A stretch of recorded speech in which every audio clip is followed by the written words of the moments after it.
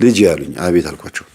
አረ የድርጅቱ ባለቤት ችግር አለበት፣ ልጅ የዝሙት ችግር አለበት፣ እሱን አስተምረው፣ እሱ መለወጥ አለበት አሉኝ። እንዴት አልኳቸው። እንደዚህ ሁሉንም 33ቱንም ተገናኝቷቸዋል አሉኝ። በስመ አብ ወወልድ ወመንፈስ ቅዱስ ብዬ አባቴ እንዴት እናድርግ አልናቸው። ድጋሚ ላገኛቸው ነው አሉኝ። እሺ ድጋሚ ሲያገኟቸው ግን ሁሉንም በሞባይሎት ሪካርድ አድርጉልኝ አልኳቸው። ለምን አሉኝ። እሱን ካደረጉልኝ ብቻ ነው ሰውየው የሚለወጠው፣ አለበለዚያ አይለወጥም አልኳቸው። እሺ አሉኝ። ሁሉንም ድጋሚ ያገኟቸው። ድጋሚ የሚያገኟቸው ምንድነው? ለመምከር ነው። አሁን ለእያንዳንዳቸው 5 ደቂቃ እየሰጡ እንደገና አገኟቸው። ከዛ ያቺ ልጅ ግን ሄዳ ተናግራለች። ያቺ ልጅ ሄዳ እናንተ አረጉዶልናል አለች። ከዛ ምንድነው ሲባል ጊዜ ምንድነው ያለችው አሉ። አሳቀቻቸው። የሆነ ተረባ ሁሉንም እንደተገናኛቸው የሚያሳይ ተረባ አሳቀቻቸውና ከዛ ሁሉም አፈሩ። እንደዛ ነው ማለት እንደዛ ነው። አባ እኮ እንደዚህ ነው የሚናገሩት። ለምን ነገሩሽ እንዴ? እንዴት ይናገራሉ? በጊዜ እሳቸውም ደንግጠው ነው። ሁላችንም የሰጠነው ንስሐ አንድ አይነት ነው። በእርግጥ ቤታችን የሰራ ነው፣ በግል የሰራ ነው፣ ሌላም ነገር ይኖራል። ግን በሰውየው ጉዳይ ላይ ግን ሁልሽም ተጋድመሻል፣ ሁልሽም እጅሽን አውጪ፣ ምንም እንዳታፍሩ። ምክንያቱም የመምህርን ትምህርትን የምናዳምጠው እንዳታፍሩ አለች። ከዛ ሹክክ እያረው እጃቸውን አወጡ። ሁሉም አንድ የቀረ የለም። ጨዋነኝ የምትል እኔ ትዳር አለኝ የምትል ልጆች አሉኝ የምትል ባለትዳር የሆነች ሴት ሁሉ ከሱ ጋር ተኝታለች። በጣም የሚገርም ነው። ከዛ በኋላ ሁሉም ደነገጡ። ስለዚህ ወይ መስተፋቅር አድርጎብናል፣ ወይ የዝሙት መንፈስ ስላለበት እኛ ላይ ተጽዕኖ ፈጥሮብናል፣ ወይም ደግሞ ለሀብት ለገንዘብ ብለን ለደሞዝ ብለን የከፈልነው መስዋዕት ነው። እንወያይ አለች። እንወያይ፣ ስራችንን እናቆማሉ። ስራቸውን አቆሙ። ሰውየው የለም፣ አለቃውም የለም፣ ያ የተሾመው አለቃም የለም። እና ከዛ ተጨቃጨቁ፣ ተወያዩ። አይደለም በቃ ሁላችንም ስንገባ እንዴት እንደገባን ብቻ እንዴት እንደተገናኘን ብቻ እሱን እናውራሉ። ከዛ አንደኛዋ ጎበዝ ፈጣሪች ጸበል ምናምን ብላ ያለችው ልጅ መጀመሪያ የኔን ትምህርት እንዲደመጥ ምክንያት የሆነችው ልጅ ማለት ነው። ማለት ገጠመኝ የሰጠቻት ሳትሆን እናቷን ጸበል የወሰደችው ልጅ ማለት ነው። ተነሳችና አዳምጡኝ አለች። ካንቺ ልጀምር። ስትገቢ ነው የተገናኘሽ? ከገባሽ በኋላ ለደሞዝ እድገት ነው ወይስ ለስልጣን እድገት ነው ወይስ ምንድን ነው አለ። አይ እኔ ገና እንደገባሁኝ ነው። አንቺስ? እንደገባሁ ነው። ከአንዳ ደግሞ ለስልጣን ነው። ስልጣን ማለት በዛ በሚሰሩት ውስጥ ጭንቅላት የሚጠይቅ አንዳንድ ስራዎች አሉ፣ በጣም ጥንቃቄ የሚጠይቅ እና ሌላ ከሚሰሩ ጽዳት ምናምን ስላለ በደሞዝ ልዩነት አላቸው። እና የጭንቅላት ስራ የሚሰሩ ለምሳሌ አንድ ሆስፒታል ውስጥ ኦፕራሲዮን የሚያደርግ ዶክተርና ታች ሪሰፕሽን ያለ ዶክተር ሁሉም ዶክተር ሊባሉ ይችላሉ። ላቦራቶሪ የምትሰራውም ዶክተር ነች፣ ራጅ ክፍል የሚሰራውም ዶክተር ነው። ግን የየራሳቸውን ደሞዝ ልዩነት ይኖራቸዋል እንደየስራው ጸባይ ማለት ነው። እዚህም ድርጅት ላይ ደግሞ እንደዛ ነው የሆነው። ምሳሌ ነው ያቀረብኩላችሁ፣ ደግሞ ሆስፒታል ነው ብላችሁ እንዳታስቡ፣ ሊሆንም ስለማይችል ማለት ነው። እና በቃ ስለዚህ ለእድገትም ለስራ መቀጠርም ብለን ያደረገነው ነገር ነው። ግን የሰውየው የዝሙት መንፈስ ከገባባችሁ በኋላ ደገም ያደረጋችሁ አላችሁ ወይስ የላችሁም ነው ያለቻቸው። ካላችሁ ተናገሩ። አይ የለም፣ እኔ ለምሳሌ በየዓመቱ ስመጣ ሁልጊዜ ይገናኘኛል አለች አንዷ። ያቺ ያልኳችሁ ልጅ ነው። አንደኛዋ ደግሞ እንደዚሁ በጣም ፈጣንና ተጫዋች ስለሆነች አንድ ሚስጥሯ ስለወጣባት ከዛ መሳቅ ጀመሩ። በቃ እኔንማ መጮች ያደረገኝ በአመት እኮ እንደ ቤተ ክርስቲያን ይሳለመኛል እኮ በመጣው ቁጥር እኔ ምሳለማለሁ፣ እሱ ይሳለመኝ፣ ይስቃሉ። በኋላ ደግሞ ትምህርቱን እያዳመጡ ስለሚሆን ደግሞ አቤቱ ይቅር በለን ይላሉ። በጣም ነው የሚያሳዝኑት። ባይዘው ከሁሉ የከፋው ግን የባለትዳሮቹ ጉዳይ ነው። ባለትዳሮች ሴቶች ከሱ ጋር መተኛታቸው በጣም ያስደነግጣል። በተለይ አንዷ አጉል መንፈሳዊ ነኝ ብላ ምትል ሰው ነበረች እና እሷም አብራ መተኛቷ ሲታወቅ በጣም ይደነገጡት። አንቺ እንኳን እግዚአብሔርን አትፈሪም? ሰው እንዴ ስራው ምን ላግታለ? ስራውን ፈለኩታ ልጆቼን እንዴ ላሳድግ ብላርፍ። አሁን መጸለይ እንጀምር የሚለው ነገር መጣ። አባታችንም መተው ኢንተርቪው ሲያደርጓቸው ወይም ደግሞ ሲያናግሯቸው መጸለይ ጀምረው በየተራ እየሰገዱ ሶስት ሆነው እየሰገዱ እያለን ያገኟቸውና ሳይ ልጆች ጎበዞች እያሉ ሁሉንም እየዞሩ አሳልመው በወረፋ ነው የሚሳለሙት። ከዛ የዋናው ልጅ ወንዱ ማለት ነው ግራ ገባው። እንዴት ግን ሁላችሁም ንስሐ አባት ያዛችሁ አላቸው። ሆነ ሳለ አንተ ደግሞ ፈዛዛ አሁን ነው እንደምትጠይቀን? እኛ ስንት ጉድ ውስጥ ገብተናል አሉት። ምንድን ነው አልገባኝ፣ ምንድን ነው ንገሩኝ አለ። ትንሽ ልጁ በጣም ስለሚቀርባቸው እንደ አለቃም አይደለም እንደ ስራ እንዳይጎድል ብቻ ነው በዙሪያቸው የሚዞረው እንጂ እንደ አለቃ አይደለም። በጣም ቅርባቸው ስለሆነ አይቆጣቸውም፣ አይጎዳቸውም፣ ደግሞ አይመራቸውም። ስራ ጥፋት ካገኝባቸው በትክክል ወረቀቱ ይጽፍባቸዋል። ለምንድነው? ይጫወታል፣ ይስቃል። አውቀው ሆን ብለው ንብረት እንዳያጠፉ እንዳያበላሹ፣ ቅጣቱን ግን አይምራቸውም። ስለዚህ ቀርቦ ሲጠይቅ አባይ ሂዱና እንነግርሃለን ያሉት። አባ ከሄዱ በኋላ ነገሩት። በጣም ደነገጠ። እንዴ እኔ ነኝ ያቀረሁት አለ። ከዛ አብረህ ትሰግድ እንደሆነ ስገድ፣ አብረህ ትጸልይ እንደሆነ ጸልይ። ይሄን ትምህርት እያዳመጥ ነው። ከቻልክ ቲቪ ያስገዛልን እና እዚህ ጋር ይሰቀልልንና ከርቀት ሁላችንም በአንድ ቲቪ ነው ስልካችን ሁላችንም ኢርፎን እያደረግን መደማመጥ አቅቶናል አሉት። ከዛ እንዲያውም አይፈቀድም፣ እኔ ለአለቃ ነግረዋለሁ። አይፈቀድም እኮ ኢርፎን ማድረግ እኮ ስራ ላይ አይፈቀድም። ምክንያቱም ይሄ መደማመጥ የሚፈልግ ስራ ስለሆነ ኢርፎን እንዳታደርጉ አላቸው። እና ደውሎ ነገረው። የቤተ ክርስቲያን ትምህርት ማዳመጥ እንፈልጋለን፣ እንደገና ደግሞ ሁላችንም የምንጸልይበት የምንሰግድበት ቦታ ያስፈልገናል፣ ጾም እየገባ ነው ብለውሃል ሲለው ጊዜ እውነትህን ነው አለው። አዎ መጣና የምራችሁን ነው አላቸው። አዎ እውነታችን ነው። ምንድን ነው የምትፈልጉት? ቲቪ። ከዛስ? ቲቪ ላይ ትምህርት ይከፈትልናል፣ እናዳምጣለን። ከዛስ? ውስጥ ገብተን ደግሞ ጸሎት እንጸልያለን። ከዛስ አላቸው። በቃ አሉት። በቃ ቤታችሁ ትጸልያላችሁ፣ እዚያ ይሄ ስራ ቦታ ነው አላቸው። ከዛ ባለቻቸው ቦታ ላይ አሁን ገና ምቀኛ ሆነባቸው ይሄ ሰው። መንፈሱ መቃወም ጀመረ ማለት ነው። አንደኛ መንፈሱ፣ ሁለተኛ እሱ ራሱ ሰውየው ራሱ ምንም እንኳን ስለ መንፈሳዊ ነገር ባያውቅም ግን መንፈሳዊ እየሆኑ ሲመጡ ሐቀኞች እየሆኑ ሲመጡ ማለት ነው፣ በተዘዋዋሪ መንገድ እውነተኛ እየሆኑ ሲመጡ ማለት ነው፣ ምን እንደሚፈጠር አያውቅም። እኛ ልናውቅ እንችላለን፣ መጋለጥ የሚባል ነገር አለ። እሱ ግን ምን ሊፈጠር እንደሚችል ባለማወቁ ምክንያት አንዳንድ ጊዜ እኮ ከፊታችሁ ምን እንዳለ ስለማታውቁ ብቻ ፈርታችሁ ትቀመጣላችሁ። ለምሳሌ እስቲ እዛ ሂድና ደርሰና ብትሉት አንድ ሕፃን ልጅ ምን አለ አልሄድም፣ እንጃ ሌባ ይወስደኛል ወይ የሆነ ነገር ጅብ ይበላኛል ሊል ይችላል። ራሱ ኢማጂን አድርጎ ምን እንዳለ የሚያውቅ ከሆነ ግን ይዞት የሚሄደውን ዕቃ ራሱ ነው የሚመርጠው። ችግር የለውም ብሎ ይሄዳል። ለምን? ያውቀዋል ያን ቦታ። ስለዚህ ስለማያውቅ ይሄ ሰውዬ አስቀረባቸው ማለት ነው። ግን ልጁ ፈቀደላቸው። ይሄ አለቃ የሚባለው ልጅ ፈቀደላቸው ማለት ነው። ችግር የለውም፣ ውስጠኛዋን ክፍል ዕቃውን አነሳሱትና ቦታ ቦታ ሲይዛችሁ አጽዱት፣ ሴቶች ናችሁ፣ ክፍሉን መብራት አስገጥምላችኋለሁ፣ መጸለይ መስገድ ትችላላችሁ፣ ማንም አይከለክላችሁም። እዛ ገብቶ ማያውቅም ሰውየው ተባለ። ከዛ ቤቱን አጸዳላቸው። ሰራተኛ አስጠርቶ ከውጭ መሐንዲስ አስጠርቶ ቤቱን አስጸዳ። ሌላስ ምንድን ነው የምትፈልጉት አላቸው። ሂድና መምህር ተስፋዬ ሱቅ ሂድና ስዕል አምጣልን አሉት። ከዛ ደወለልኝ፣ እንደዚህ ብለውሃል ተማሪዎች አለኝ። ሂድና ከሱቅ ውሰድ፣ በነፃ ውሰድላቸው አልኩት። ለእነዚህ ሁሉ ሴቶች አንድ ስዕል ምንም ቀላል ነው፣ ምንም በነፃ ስጣቸው አልኩት። ይዞ ሄደ። 2 ሜትር በ2 ሜትር የሆነ ስዕል ለጠፈላቸው። በጣም ደስ አላቸው። መጋረጃ ተደረገ። በቃ ማለት እንትናቸው ደስ ይላል። ይሄ ንስሐቸው የሚገርማችሁ ቄሱ ጋር ብቻ አይደለም፣ እርስ በርስም ጭምር ነው። ተጣልተው የነበሩ ሁሉ መታረቅ ጀመሩ። ሲሰግዱ ሲጸልዩ ምን ሲሉ ሲነጋገሩ፣ አንዷ በመንፈሳዊ ትምህርት ጎበዝ ናት። ቆማ ባታስተምርም ቁጭ ብላ ግን ካፏ የእግዚአብሔር ቃል ይዘንባል። ሰንበት ተማሪም እንደዛ አይነት ነገር ነበረች መሰለኝ፣ ይመስለኛል እንደዛ ነው። ምክንያቱም ይሄ ከዛ ውጪ ሌላ ቦታ ከየትም ልታገኘው አትችልም። ይሄን ትምህርት ኮርስ ተምራለች፣ ስለ ሃይማኖቷ ታውቃለች። ግን ያው እሷም በዝሙት ወድቃለች። ምንም ማድረግ አይቻልም። እና አንዳንዴ ከባድ ነው። እና ታስተምራቸዋለች። ከዛ እኛ አባት ቪዲዮን ኦዲዮን ላኩልኝ፣ አዳመጥኩት። በጣም የደነገጥኩት ሁሉም ልቅድም እንደነገርኳችሁ ስራ ሊቀጠሩ ሲሉ ነው አብዛኞቹን አብሯቸው የተኛውና ደወልኩለት ቀጥታ። ስለ ስራ ስለ ምርታችሁ ምናምን አንዳንድ ነገሮች ማወቅ ፈልጌ ነበር፣ ለሪሰርች ፈልጌ ነበር አልኩት። እሺ ና አለኝ።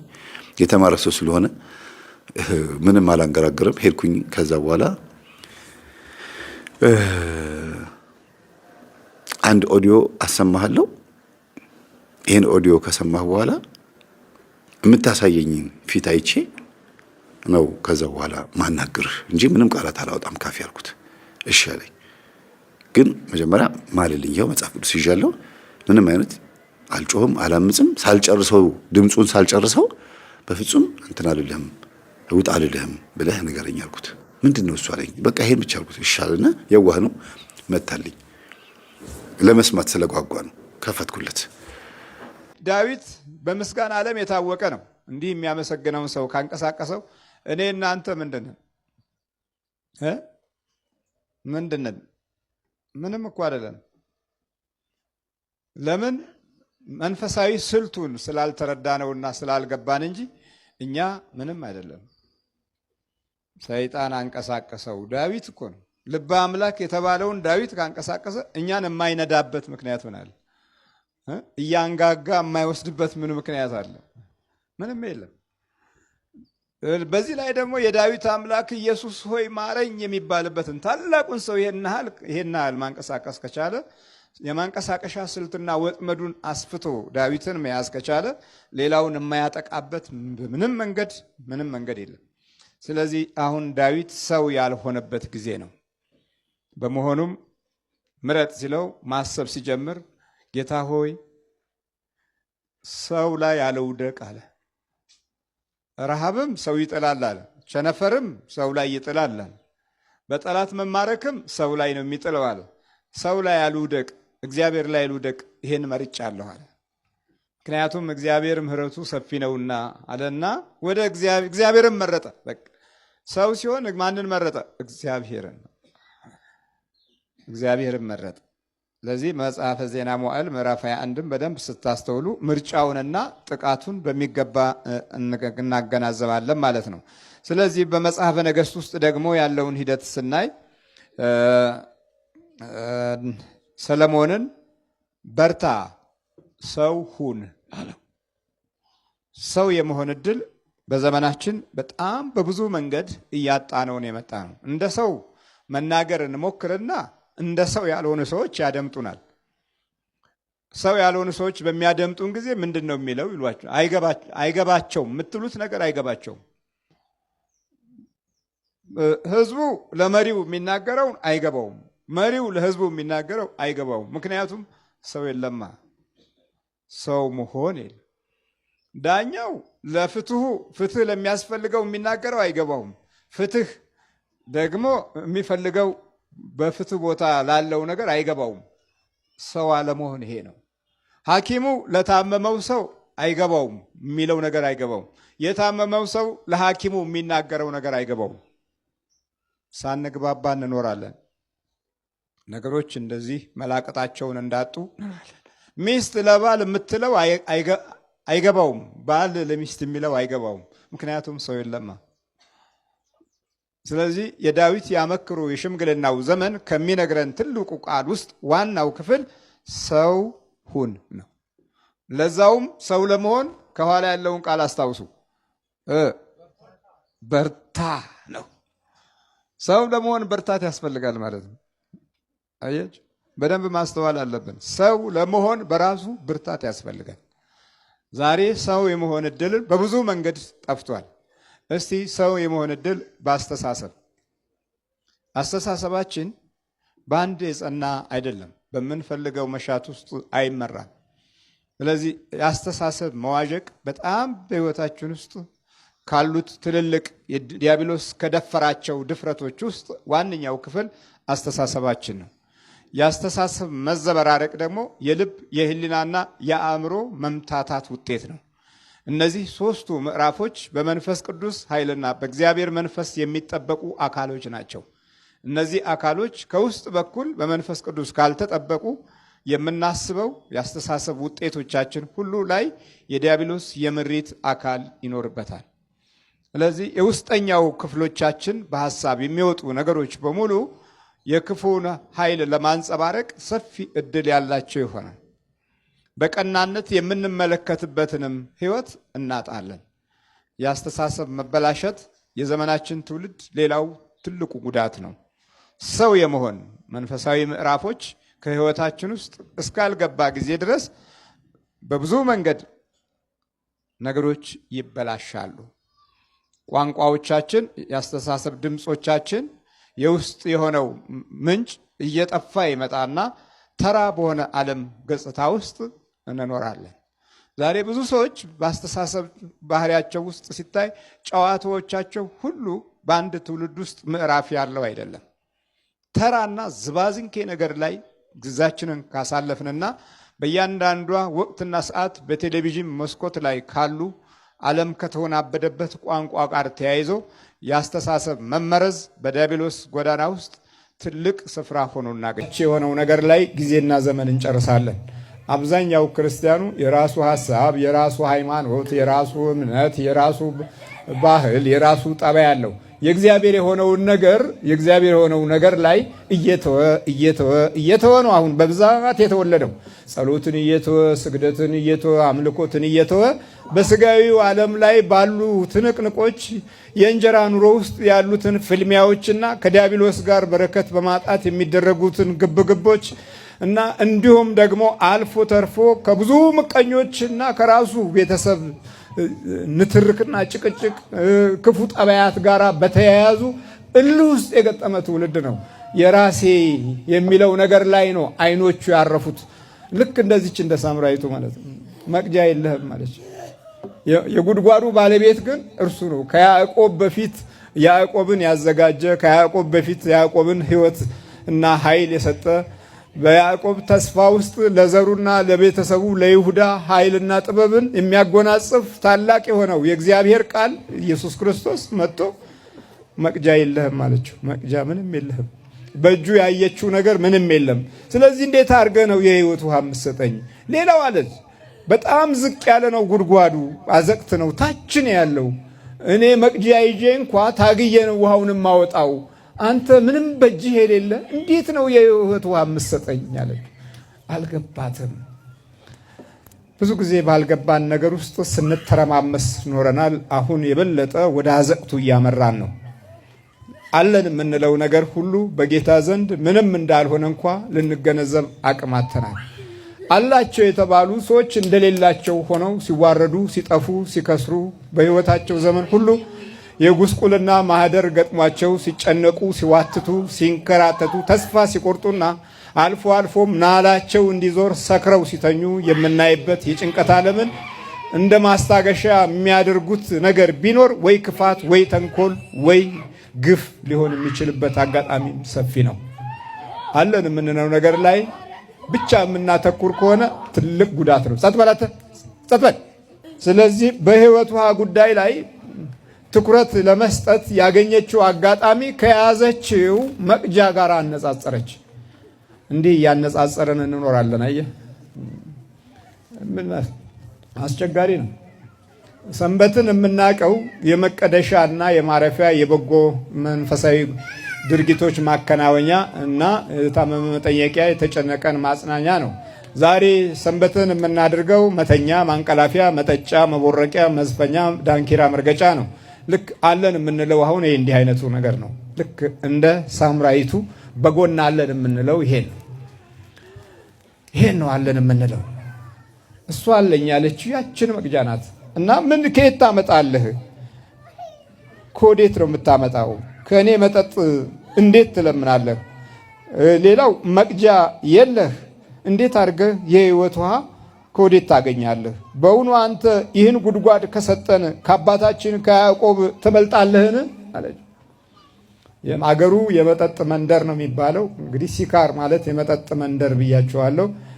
ግን እዚህ ጌታ ውሃ አላገኘም። ውሃ የሚሰጠ ሰው አልነበረም። እቺ ሳምራዊትም እየተከራከረች ነው ያለችው። ግን በሱ ውሃ ፍለጋ ውስጥ የእሷን ሕይወት ለማግኘት ያደረገውን ነገር እናስታውስ።